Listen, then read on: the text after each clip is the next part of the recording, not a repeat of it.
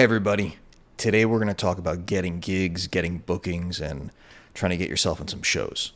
And we're going to be talking about it from the standpoint of what I used to do. So my original career was as a talent buyer, as a concert producer, and as someone who's booked a lot of DJs and artists. If you don't know me, my name's Justin, and I run a school called Cosmic Academy. Cosmic Academy has been around for over 10 years. We've worked with over 500 producers and artists, and they have tons of results. They sign to the biggest labels, Spinnin, Toolrom, Anjuna, and they play a lot of shows, okay? Nationwide tours, international tours. They play EDC, Ultra, Ibiza, etc. And we want you to get results. That's all we care about is results. So let's dive in. My original career for about 7-8 years was predominantly just being a talent buyer and producing concerts, okay? And I got to a point where I have booked some of the biggest artists in the world. I've booked Zedd, and Axwell, and The Roots, and Pharrell, and Pretty Lights, and I can go on and on.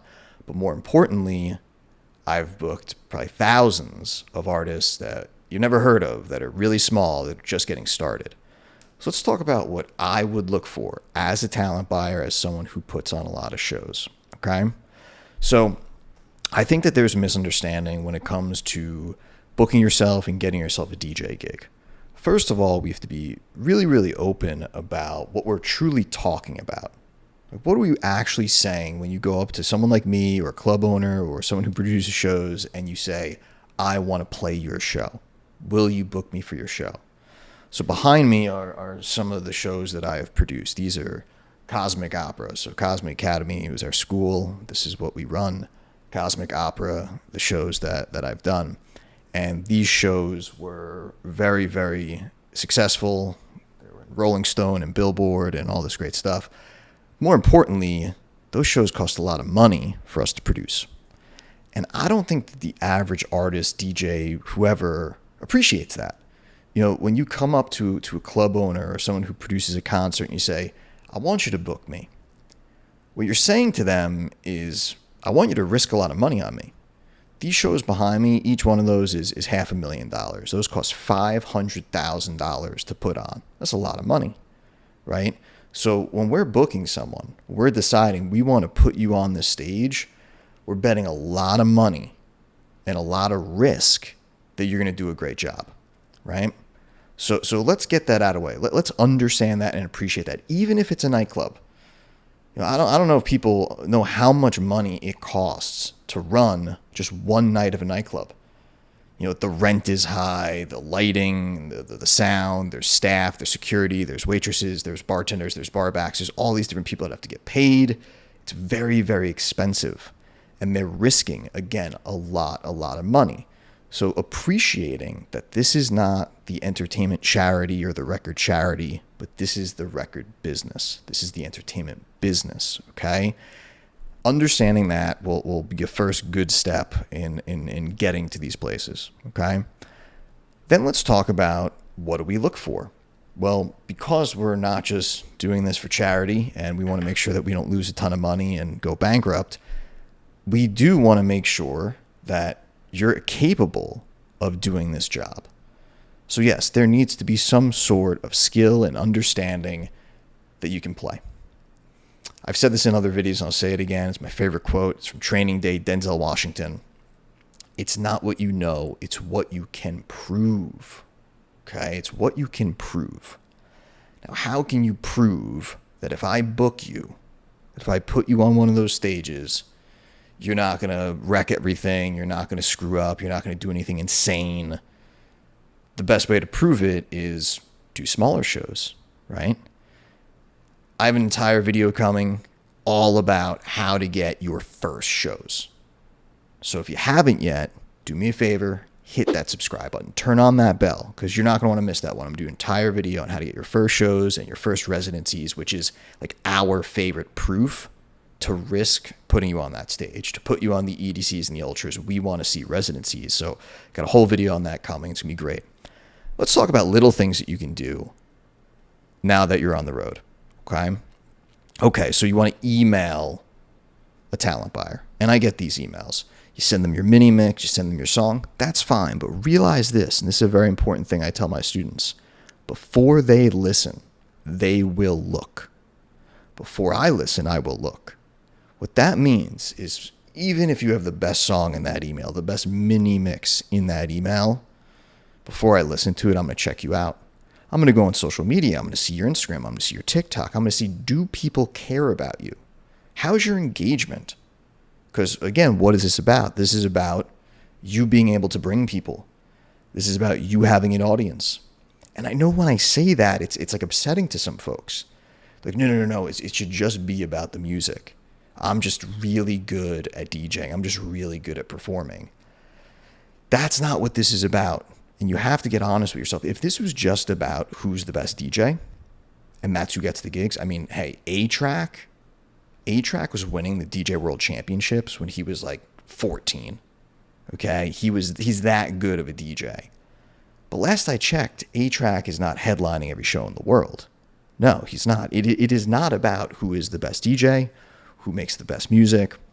It is about the brand. It is about marketing. It is about people wanting to come and see you. And the best way for us to see that is social media. You know, I know so many people are against social media. They don't like doing it. It's part of the business now. You know, it's like in the 1980s, they said video killed the radio star. You had to start making music videos if you want to be on MTV and you wanted to be in the music business at that time. And that continued, and today you can probably say that social media killed the video star.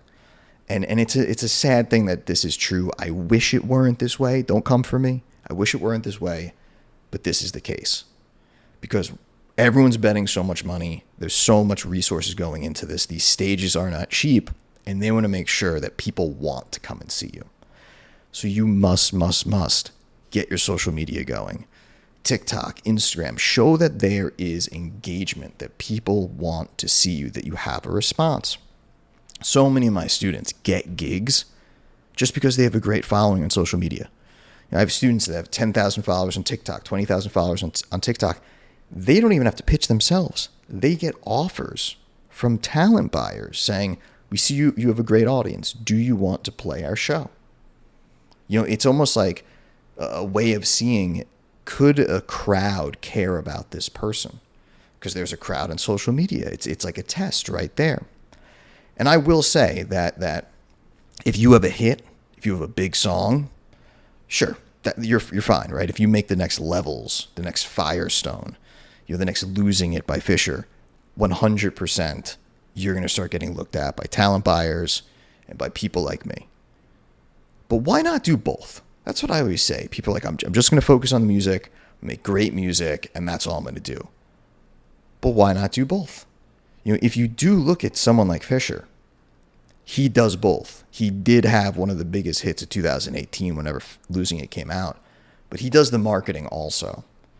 So because he's doing both, he gets 10,000 people to show up, 15,000. It's unbelievable what he does. Same with people like Illenium, same with people like Deadmau5, same with, you know, how Swedish House Mafia was and all these great people that had the marketing and they had the music.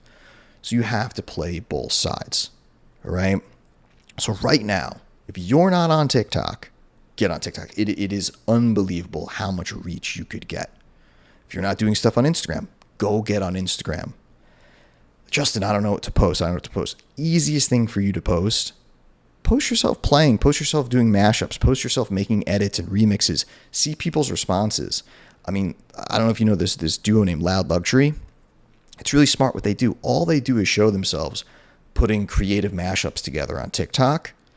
And then people are like, oh, I like that. And then people want to see them play those mashups, right? So there's tons of creative ways for you to showcase that I make good music. I'm pretty good at this performing thing. Put it on there. See what kind of response you get. And part of that effort is also what we want to see. You know, going back to the first thing I said about you send that email, if we don't even see you making an effort, what does that say to us? Again, who's going to risk a lot of money booking you, a lot of risk on our end, putting you on that stage? What does it say to us if you're not even willing to post on your Instagram, to post on your TikTok? It doesn't really say anything good considering, you know, when you're about to play that show, we're going to hope that you create some content about it. We're going to hope that you help us with the marketing. We're going to hope that you put yourself and are passionately behind it. So it's about trying to prove everything you can before that opportunity. And if you can't prove it yet with residencies, again, subscribe. I'll get you that video. If you can't prove it with residencies, your next best thing is you have to show it with social media. You must consider the fact that they might not listen to that song. They're going to check you out first. Before they listen, they will look. And I always tell this true story about it. When I booked Zedd, he was not the Zedd of today that you know that wins Grammys and has all these #1 hits. He was still coming up, and he was younger and he was getting going. And I think I was sent Spectrum or some big song that hadn't come out yet. And in my email was like a potentially Grammy winning song that was going to come out and blow the world away. And before I even clicked on it, I checked him out. I was like, who's this guy? You know? I recognized his name a little bit. I immediately went to social media and I saw tons of engagement, posting, tweeting, putting up all sorts of content. Granted, this was, 10 years ago, however long it was. Social media was different back then, but I saw that he was out there.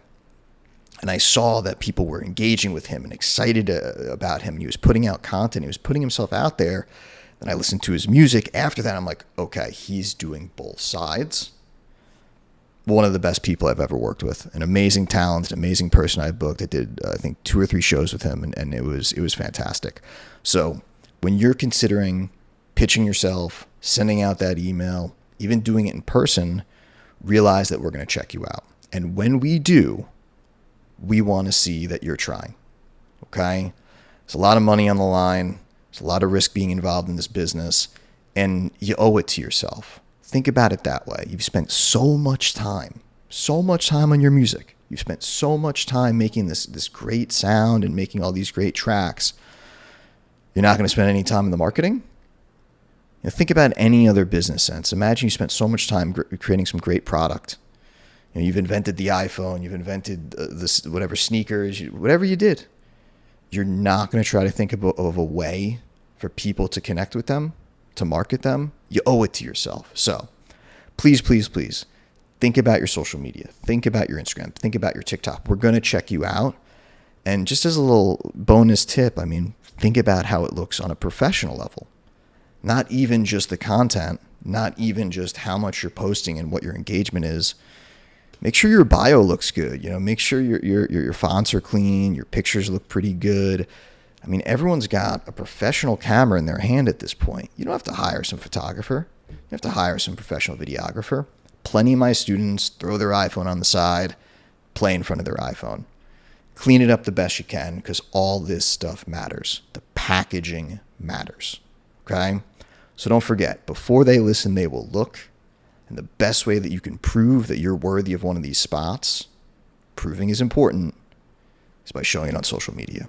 Get that engagement. Start doing it. There's no reason not to. Remember, you owe it to yourself. You owe it to your music. Put in that extra effort.